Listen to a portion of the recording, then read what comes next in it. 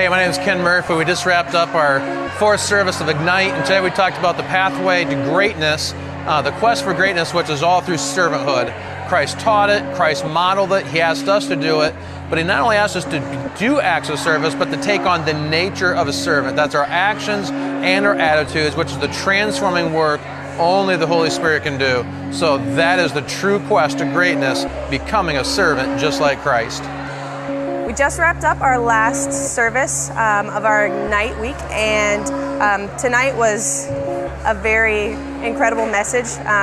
Pastor Murphy talked about the quest for greatness and used Christ as the example for that. He's the ultimate example to follow with that.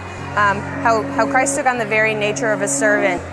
In order to be great, we have to do that as well, to really come to a place in our hearts where we are like Christ and servant-hearted. And that looks like putting ourselves aside a lot and having a genuine desire and a passion to serve. It was a great message, a great way to wrap up Ignite, and I'm really encouraged by the words that he brought to us this week.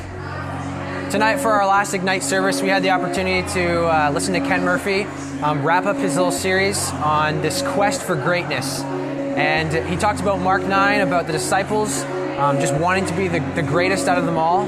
But he really changed their view of what greatness was and shifted their view of greatness into a servant. And it was cool to listen to how he said to drop our stuff and take on this nature of a servant. And so I thought it was really cool that Ken brought that word to us today for the end of Ignite.